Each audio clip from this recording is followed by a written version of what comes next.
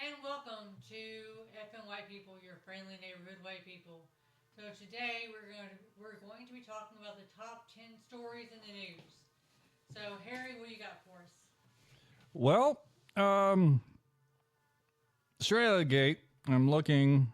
I googled top 10 news today, and what do you think is the first thing that popped up? No, for me, the first thing that popped up. Hang on, I got to adjust my level here because I project more than you do.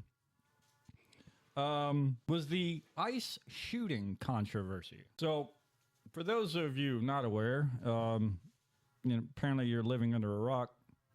There was a murder that took place in Minneapolis involving an ICE agent and a civilian by the name of Renee Good. Yes. Her name is Renee Good. Yes. Remember that fucking name. So, the story is she was blocking ICE agents from doing Gestapo bullshit that their Fuhrer douchebag J. Trump wanted them to do. And when confronted, she moved her vehicle to get out of their way. The douchebag that was in front of her, Jonathan Ross, then shot her and murdered her. Now, we live in a time where people will say that guy was defending himself because she was trying to run him over. But anybody who sees and watches the video can tell that she's trying to, and she's not like slamming on the gas. She's turning away from the officer to move her vehicle out of the way. He's standing in front of her, which, why are you standing in front of a fucking vehicle when you're trying to tell him to move out of the way? More on that in just a second. And she steps on the gas to move. She doesn't stomp on the gas. She just goes to move. Pop, pop, pop. Two of them hit her. Car or SUV that she's driving obviously doesn't have anybody in control of it anymore, slams into another vehicle. So what I've discovered is this Ross fella used to be a Border Patrol agent. And what they train Border Patrol agents to do is to stand in front of vehicles to instigate basically a reaction so that they can, quote unquote, justifiably fire upon the vehicle, and gives them an excuse basically to go, it was self-defense. No, you're a moron. Get the fuck out the goddamn way. In the words of a philosopher, a modern day one, move, bitch, get out the way. So then, yeah, you have, the Republicans, or the Trump stooges, as I call them, or the MAGA stooges, because there are some Republicans that are fighting back, and good for them. The MAGA stooges that are like, no, it was self-defense, blah, blah, blah, and couch fucker Vance is spinning it in such a fashion that, no. Our police law enforcement, first off, they're not fucking actual police law enforcement. The amount of training these clowns get is 47 days before they're ridiculous. Before they're released into the wild to perform fascist duties. No, and this chuckle fuck already had the tactics of working in Border Patrol, so he has all the instigating tactics at his belt. So he already knows what to do. And you're telling me getting basically the equivalent of being punched, not a very good one, maybe, by hard enough by an inexperienced boxer or fighter to the hip, is worth taking a human life? Nah, get the fuck out of here. I mean, yeah, because America. And I've got coworkers who have seen that footage and who've said that they acted in self-defense. I've got coworkers too, and they also followed up with, we need to kill all the protesters. And those fucking people are... But I've seen the footage, and it is clear. It is clear as fucking day that he steps in front of that moving vehicle. Yeah, if you're telling a vehicle to move out of the way, why are you standing in front of it? Because they're trained to. Which is idiotic. It is fucking idiotic. But it is what we have today. It baffles me. It baffles me to no end that there are people in this country that want this shit. Like, it's clear that you lack empathy and compassion. And a society doesn't grow, doesn't build without empathy and compassion. Those are the cornerstones of a successful society. Someone said to me literally yesterday or early this morning that the problem with the world is that we stopped caring about each other. We stopped caring if somebody dies. We stopped caring if somebody doesn't have health insurance, someone doesn't have food on the table. We stopped caring. No, it's because we've been brainwashed. We've been brainwashed into believing that the elite billionaires and millionaires out there are going to take care of us. That bullshit. That they're going to, ride in on white horses and save the day by giving us their scraps. There's a George Orwell wrote a fantastic book, and if you haven't read it, you need to. It's called 1984. Yes. And it is Big Brother. When they get you to believe the lie and convince you that the lie is the truth, they have won. When you can look at a picture of a man who is not smiling and they tell you and convince you that that man is smiling, they have won. I mean, we see that on a smaller scale with like domestic violence and gaslighting, with when they've convinced you that the bruises on your neck aren't real, or that you did that to yourself. They've won because they've broken you down to the point that you're willing to believe anything they say. Same is true of the government. They've broken you down to the point that you're willing to believe anything that they say. And it's not just the government, it's fucking corporations too. Because if you do a little research, and it doesn't take, especially nowadays, it doesn't take a whole lot of research. Take, for example, excuse me, I've been woodworking today and I got dust and all kinds of other shit in my nose and in my throat and whatnot, so it's a little scratchy. But take, for example, the Kellogg Corporation. The Kellogg Corporation has convinced people that cereal is good for them. They say it's a part of a well-balanced breakfast. But if you ever examine those commercials where it says it's part of a well-balanced breakfast, there are other things on that table that are just way more healthier for you than that bowl of, excuse me, Cheerios. Because the cereal on its own is not good for you. It's grain. It's bread. And just eating that on its own is not good for you. And I know you're looking at me like right now, like, bitch, I got a couple boxes of Honey Nut Cheerios in the goddamn cupboard. And you're telling me that it's just not good for me? I know it's not. It's not. I know it's not, but I do love my Honey Nut Cheerios. Hey, I love me some Golden Graham Crunch. Golden Grahams, I love them. Hell, you know me. I eat garbage food sometimes because, you know what? Growing up being poor, I'll grab me a pack of bar-ass bologna or some can of Vienna sausages, and I'll chow the fuck down. Ramen. Top ramen, the little packets with seasoning. No, they're not good for you. I eat the shit out of it, though. Yeah. And I know when I eat it that I'm not eating healthy thing. It's food, it's sustenance, it's quick, it's easy, it's there, it's calories. But when they've convinced you that Honey Nut Cheerios is, lowers cholesterol and is good for your heart and things like that, is it? Well, to bring it back to Minneapolis for a second, it's like I mentioned, like I related it to gaslighting. But the Minneapolis situation is the gaslighting of a nation. Trying to convince you that what you see on the screen isn't what you see on the screen. Because if you look at the footage, there's no denying what happened. There's no denying what happened if you look at the screen.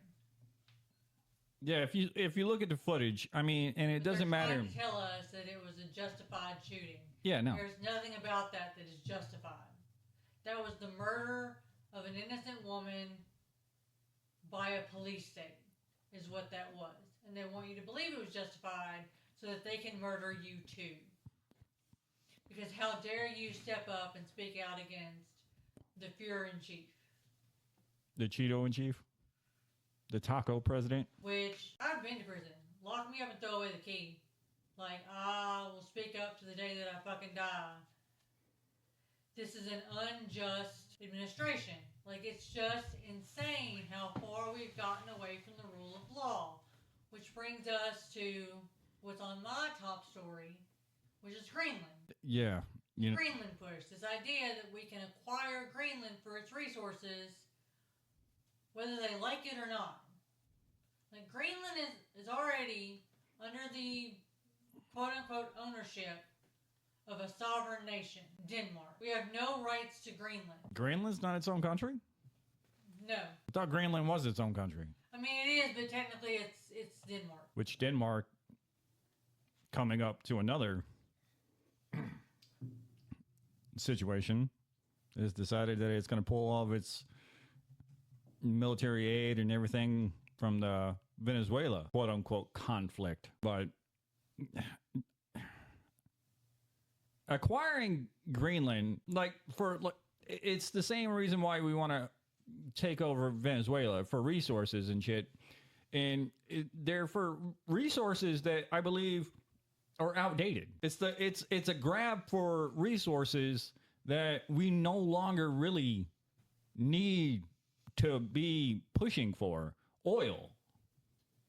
This is something that I was talking about last night with my new friend, which is this idea that we still need oil to, like, she was like, why are we still relying on oil? And I was like, she was like, because there's money in oil. And I was like, no, there's power in oil. Yeah. There's money in oil, but there's power in oil. And that's why we still rely on oil. People don't want to give up that money. They don't want to give up that power. It's the empires. It's the corporations. It's the people that have obtained absolute immunity, that they don't need a passport to go anywhere in the world. They can buy their way through customs. You're absolutely right. It's power and resources, having resources. That's why green deals are being shot down left and right. No, windmills cause cancer. No, the fuck they don't. Solar energy, I mean, it kills birds. No, it doesn't. I mean, oil kills fucking living organisms. Oil spills destroy ecosystems. What happened the last time we had a sun spill? I mean, and if a bird is dumb enough to land on a damn solar panel and get fried, well, sorry, bird. Last time we had a sun spill, it was just a really good day. Yeah, it was just a cloudless day. Last time we had a wind spill, it was just a windy day. And even though I don't like the man, several years ago, Elon Musk came out and said that if we took the area, if you imagine, for example, for an instant, Oklahoma, the state of Oklahoma, and you know how Oklahoma is basically kind of shaped like a pot. Mm-hmm. If you took the handle and you took a quarter of that handle and you set up, and it might be a little bit more than a quarter, but I can't quite remember how much.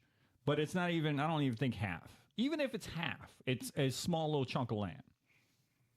If you took that little section of land and put solar panels on there, you can empower the entire United States. Is it just me, or did Elon Musk used to not be evil? Didn't like there was a time where he was just like... No, I think Elon has always been evil, but he was trying to fight it there for a while. He didn't always just be Darth Vader. He wasn't always Voldemort. Come on. Do not insult Vader or Voldemort by comparing them to fucking Musk. How dare you? If you're going to compare Muck in Harry Potter, the evil woman. Umbridge. There you go. Musk is more like an Umbridge. Thinks they're powerful, but will always answer to somebody. And Musk, the only thing that Musk is really good at is buying his way into companies and then taking them over. Yes, he did not invent Tesla. No. Like, let's just go ahead and put that out there. For those of He you didn't who don't invent know, SpaceX either. he did not invent Tesla. He did not invent SpaceX. These are companies he bought his way into. I'm not even sure he invented PayPal. He didn't. Yeah, no, he just took daddy's bloody emerald money and bought his way into companies. And then decided that he was the ruler of those companies. Yeah, and be like, just yeah, like he no, wanted my to company, you know, we're coming up with great innovations in my company, but you're not the fucking creator. And most of those companies, like Twitter, he's running to the ground. Because he's not a good businessman. Yeah, I will never call Twitter X. No one's ever going to call Twitter X. It's fucking Twitter. Always has been, always will be. Fuck you, Elon. Well, I don't use Twitter anymore because of fucking Elon Musk. To be honest with you, even before it changed hands, I didn't really use Twitter all that much because Twitter's always kind of, to me, been just a garbage dump. Well, the Twitter is the one place where you can reasonably get to your idol. Instagram, for me, has been that. Your idols are noticeably smaller than other people's idols. Even You're on, not trying to get to Chris Hemsworth. it's not hard to get to Chris Hemsworth on Instagram. To get him to reply to you? I've had Craftsman reply to me on Instagram. Craftsman isn't Chris Hemsworth. Craftsman's a fucking corporation. Yes, so they have more.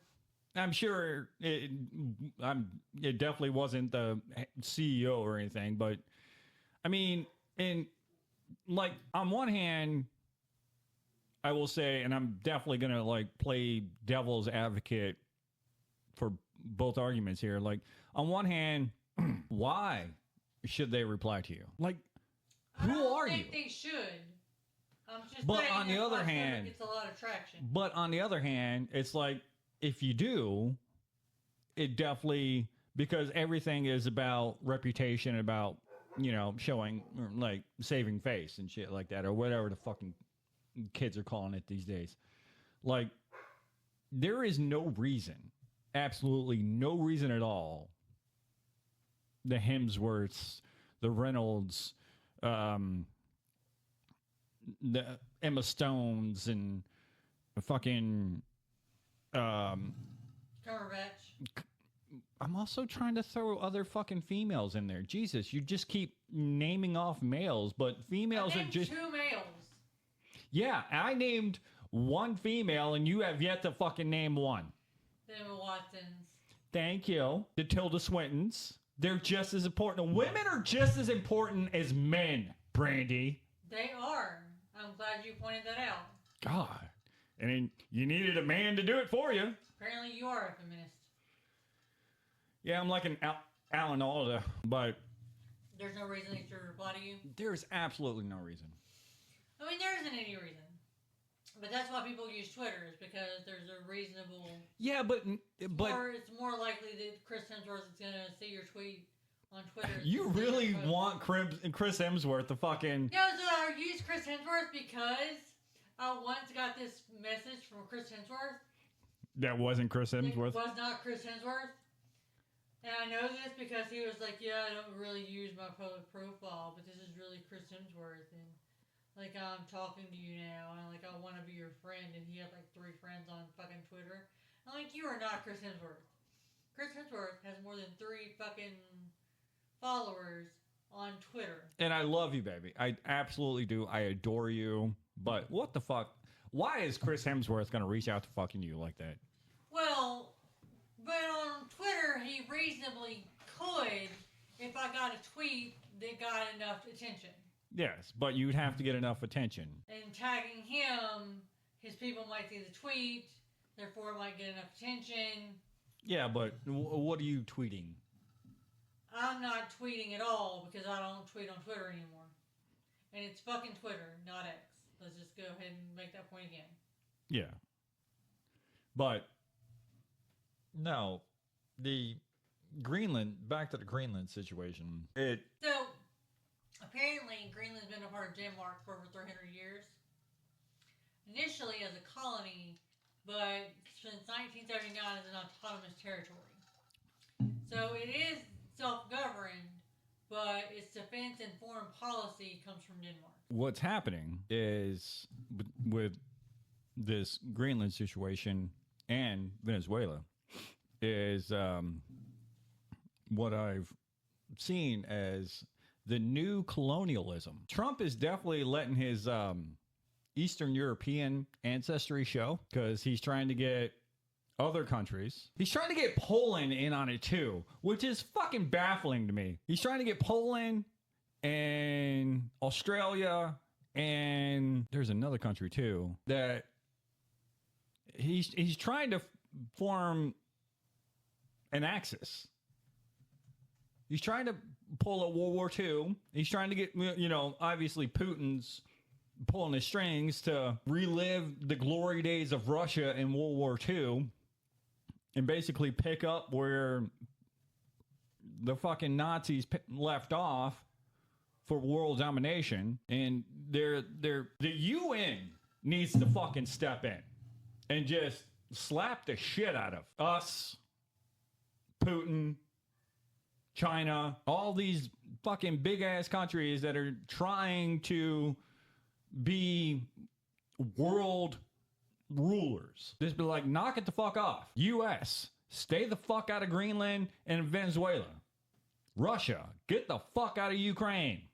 China, leave Taiwan alone. If Taiwan wants to be its own fucking country, let it be its own country. Who gives a shit about a goddamn agreement? So I'm going to play devil's advocate and say, where does that end?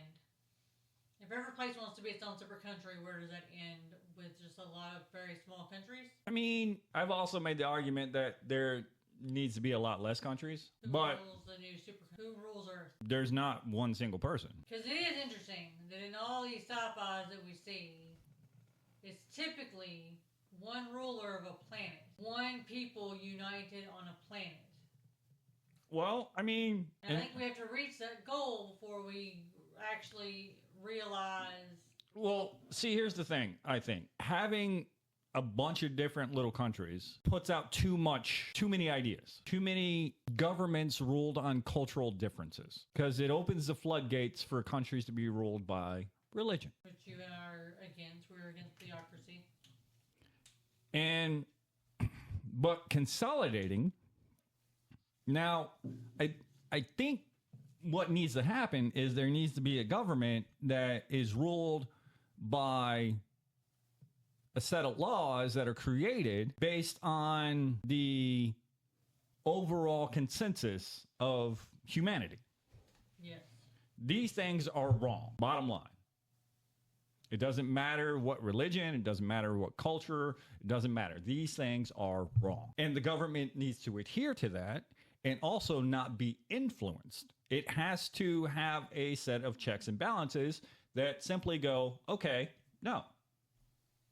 If you're trying to come in to rule under a theocratic ideology, nope, you cannot. It has to have safeguards against dictatorial leaders. The United States is supposed to be. Like the United States is supposed to be. To have a unified world government, and that's another thing too, all countries have to agree on not only just rules or laws, but currency.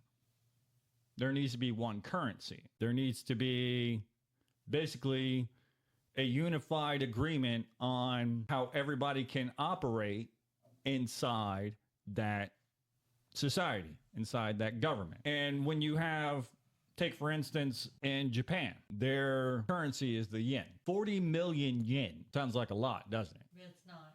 It's about $9,000 US dollars. And when you have such a discrepancy, you're looking up the, what's it called? So, 40 a lot more than $9,000. How about you say that without covering your mouth? 40 million yen is a lot more than $9,000. Well, how much is 40 million yen? $253,000.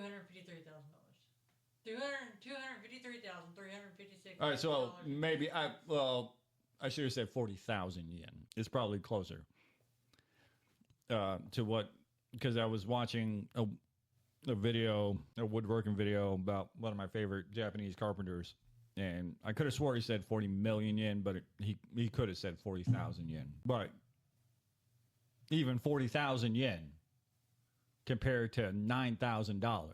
Well, if 40 million is, would you say 250? So 40,000 yen is $253.34. 250? 253,000 yen. So it must have been like 400,000 yen because he bought this piece of equipment on Marketplace for like the equivalent of just a couple $1,000 US. And I was like, holy shit. So, but yeah, you look at Japan and they're like 400,000 yen. And you're like, holy shit, that sounds like a lot of money. No, 400,000 yen would be about $20,000. I thought you said it was like 2,000. No, that's 40,000. 400,000 would be 20,000. Oh yeah, no, sorry, 40,000 yen. You know, $2,000. 40,000.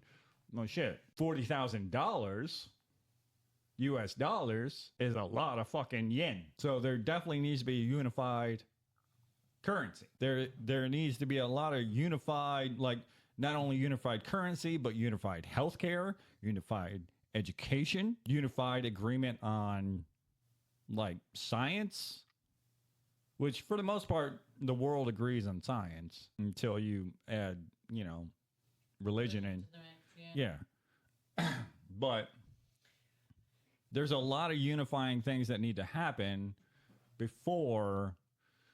But a different problem is you can't dismiss all the cultural differences. Just because you have a unification of certain things doesn't mean you can then go, no, you can't do greased up pig races in Sweden. No, you know, oh, because this area doesn't celebrate Christmas, now you can't. There's, you know, but we also got to like revisit history and be like, what is actually, and tell the truth about history. What is actually the meaning of these things?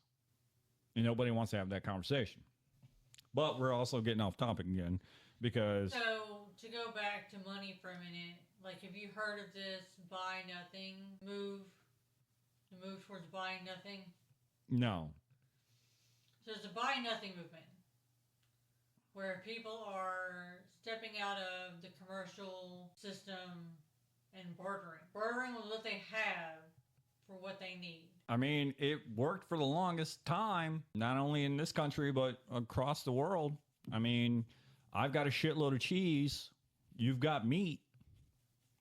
You want to trade some cheese for meat? I mean, I don't have cheese, but I can make you some furniture. You need furniture? I can make you that for your cheese or your meat or your spices. Or your veggies. Or your veggies. I got a shit ton of veggies, but I've got no house, or my house is falling apart. You're a tradesman. I tell you what, I will trade you some veggies, but also therein lies another problem with that too, because the value of labor, it's not difficult or it's not easy to grow, but it's not nearly as difficult to grow food as it is to do other things. Takes a lot of veggies to build a house. Takes a lot of veggies to build a house. It takes a lot of meat to get surgery. I broke my arm. I don't have any money. All I've got is 2 bushels of vegetables. Because then you've got to weigh in, and this is where the empathy and compassion comes in. So this person over here is poor. They work. They spend their days in the field with crops, but they don't have a whole lot. This person over here has a lot. They have gold, they have silver and all this. But their they don't need as much medical attention as this person over here. Now, do I charge this person over here that's poor more and just drive them into destitute? That's where the whole empathy and compassion comes in, because you have to be like, all right, this person, yes, they can't pay as much as this person over here with their shiny rocks that are kind of meaningless. Yeah. So, because then you'll have the people with shiny rocks and whatnot going, wow, you didn't charge them nearly as much for that as you did me. Well, guess what? You can afford it. They can't. Well, that's not fair. Fairness is a construct that humans created. There's no such thing as fairness. The universe doesn't operate in fairness. It doesn't give a fuck about fairness. It doesn't give a fuck about justice. It does not give a... Which brings us back to that point that my coworker made, which is we've stopped caring about each other. And that's the problem. So if we cared about each other, then I, as a medical person, could provide you, as a vegetable grower, with medicine, even though you can't pay what the person with the shiny rocks pays. You, as a medical person, should be able to provide the same amount of medical treatment to the vegetable grower as you should with the person with the gold, but the person with the gold has somehow convinced you that that gold is more valuable than that vegetable. You can't eat the gold. No. I mean, you can, but even taking away the gold, right? Like meat that's worth more than vegetables. And well, it all some vegans would argue against that. For most people, in most situations, meat is more profitable than it's worth more than vegetables. But I should be able to provide the person who owns a cow with the exact same medical, or I should be able to afford the person with the carrots the same medical treatment that I would afford the person with the cow, because they're humans and everyone deserves medical treatment. And sometimes you grow the food that the cows eat too. And one of the first things that we look at to see if people had civilization when we look at fossils and bones is, did they treat wounds, which is medical. Like, did they have medical treatment? Did they bind their wounds? Did they treat a broken ankle? Or did they just leave that person to perish? Well, the first time for civilization was they treated that broken ankle. They cared for that person with the sickness. So I think we've lost our civilization in this midst of civilization. But, all right. You got anything else on Denmark? No, just that we don't own it, and we can't own it, and it's not ours to take. Yeah, and it'd be a war crime to take it. But, segue into my next one, which is kind of funny. SNAP funding. Okay. Federal SNAP, food stamps, is at risk, prompting lawsuits and emergency measures in states across the country. And it's funny. Well, it's not funny, but it's a bit ironic that the states that are being affected the most are red states. Yeah. They don't vote with their interest. No, they vote with whatever is shiny on the TV and speaks to their biases and bigotry. Yeah, they vote with their hatred. Yeah. And their hatred of the other.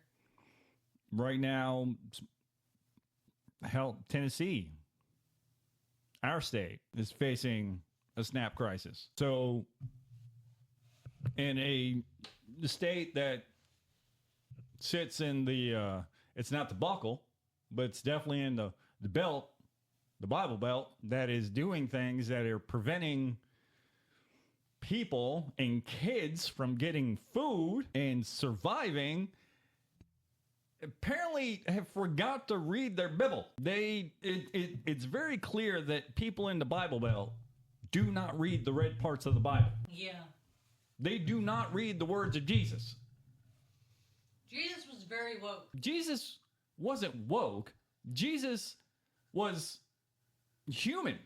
He was just a man that was just like, hey, we need to make sure that everybody is taken care of. Jesus was a fucking socialist. He was a socialist. He spoke against the pharaohs. I mean, his whole little, for lack of a better word, tantrum at the fucking merchants, where he overturned merchants' tables and shit like that, and was basically like, you should all be ashamed of yourself. I'm charging people so much money for these goods and wares. Usury. Yeah. But he was very much against usury. Like, you're not, if you're a Christian, you're not supposed to charge an interest on a loan. Yeah, no, don't point that out. They don't like it when you actually point out Jesus to them. They don't. They get very upset. No, but that's all I got. Well, so what's your next one? So I think we're only probably going to get to our top 5 stories of the week. But, so this is actually a good one. So Trump proposed a 10% cap on credit card interest rates. I mean, a broken clock is right twice a day. Right twice a day. That is one of his times for being right twice a day, because I am with you on just like I'm with him with he said no tax on overtime. As much as I hate the man, there are sometimes when he says things or does things that I'm just like, you know what? Okay, I can get behind this. It's like Marjorie Taylor Greene lately. Like lately, I've been on the right side of history with her, and I'm like, this feels uncomfortable, but yes. Yeah, I'm no. still against you on the space lasers thing, the Jewish space lasers. I don't think that's a problem, but I don't think that 10% interest cap on credit cards. I mean, I also feel like that's like a piggyback on when Obama basically said you cannot charge overdraft fees on overdrafts fees. Because I don't know if you remember back in the day, like if you overdrafted and you didn't pay up immediately, you weren't able to, square up on that, they would tack another overdraft. Yeah. And they would just keep compounding overdraft fees so that basically you can never get out. There's a daily overdraft fee. And then Obama came in and was like, no, you got to stop that shit. You can do one overdraft fee. Yeah. If they overdraft again, you can hit them with it. But if they overdraft and they're looking to clear it, no, you're one and done. Yeah. You can't overdraft on an overdraft. Yeah. So, and I feel like that's a piggyback. Trump's whole administration and policy is piggybacking off of somebody else. Everything that he's done is something that somebody's already done. And even the tactics, like the whole Venezuela thing, is a tactic that George Bush Sr. did in Panama. True. Hell, make America great again. That whole slogan was Reagan and Bush. Well, Trump has an original idea in his entire life. Like he cheated his way through business school, so of course he's going to cheat his way through his presidency. I personally, and I was talking about this last night, I don't understand how we got here. Like, we have gotten to a place where we just do not care about our fellow human being to a point that I do not understand. With racism, with misogyny, I feel like incels are getting stronger and more out there. I feel like racism's getting stronger and more out there. And I just do not understand it. I don't understand the hatred of a person based on who they are instead of what they do. I mean, this is tribalism. Like, I'm not against hating people. Like, hate people. Hate people all you want, but hate them for what they literally do to you, to humanity as a whole. And incels, I'm talking to you right now, not fucking you isn't something that they're doing. So, I had a thought the other day, and I'm probably going to catch some shit for this, but there are very few groups of people that you can say all of them are bad. Yeah.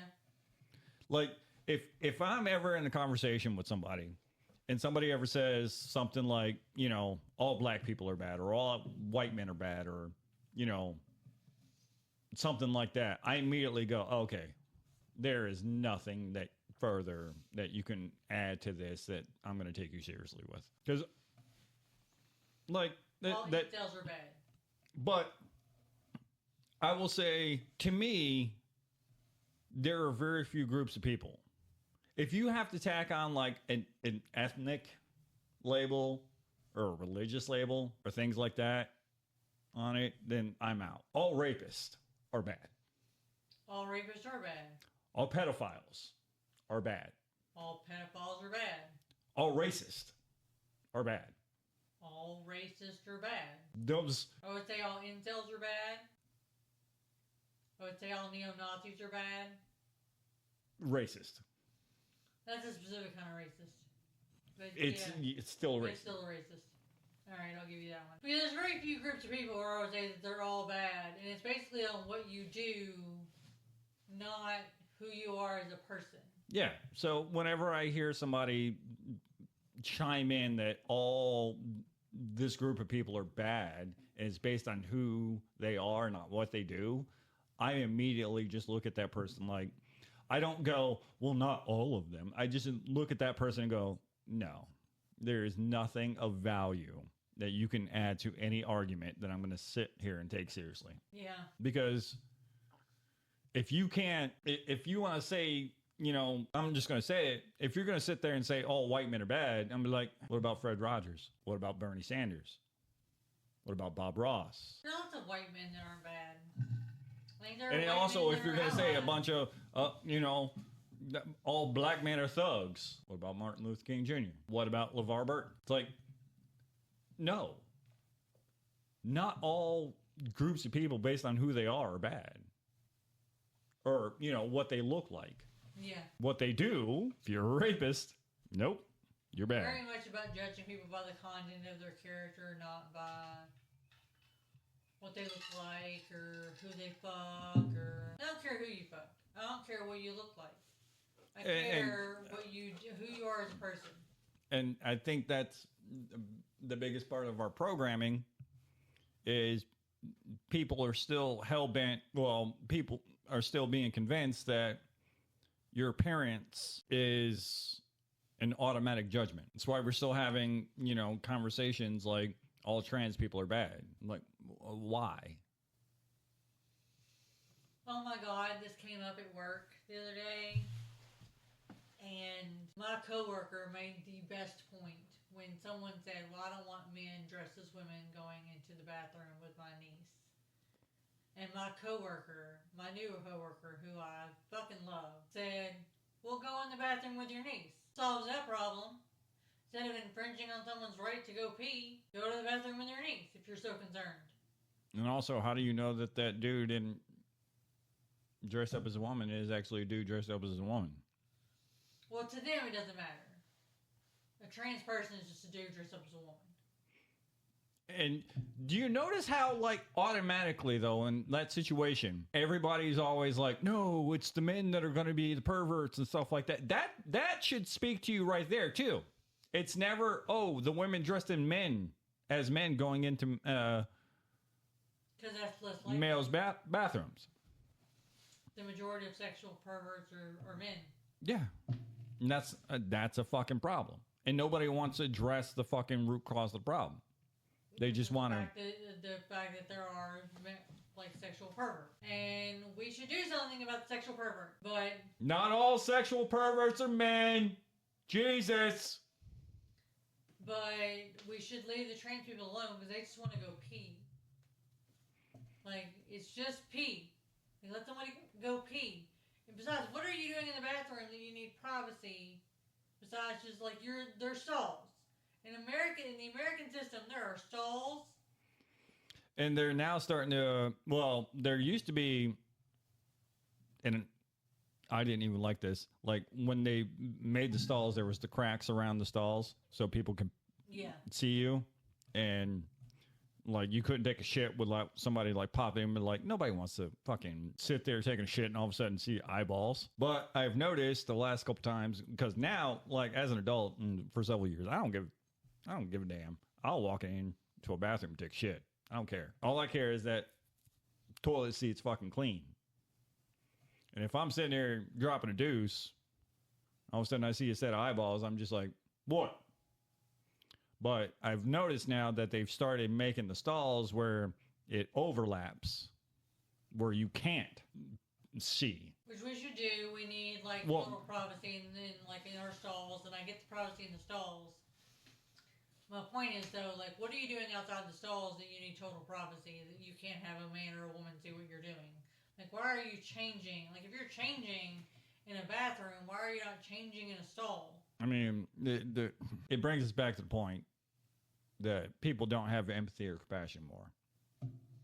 And people want to be, they want their own self-hatred to be justified and projected, because people who have self-hatred want other people to feel as miserable as they do, instead of working on themselves to make themselves better and happier. They want to take the easier route and just make everybody as miserable as they are, so that they don't have to deal with their own bullshit. I used to have a client like that back when my relationship counseling, my relationship coaching days. He was so miserable as a person. He wanted everyone else to be miserable with him, and didn't understand why people didn't want to be with him. And I'm like, it's because you're a miserable person. It's not because of the way you look. It's not because of anything else. It's because you're a miserable person who doesn't want other people to be happy because you're not happy. And who the fuck wants to be, if you put two miserable people together, that's not, it doesn't seem fun to me. It's not. I've seen those relationships. It's not fun. If you were miserable and trying to make me miserable, no. I'd be like, no, I'm out. No, when I'm miserable, I want to keep it to myself. But, all right, folks. Anything else? No, I think we've ranted and raved and all that stuff for long enough. We didn't get through top 10, but we got to the top 5.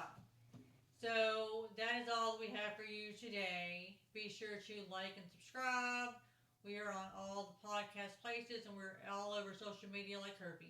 Love you, bye.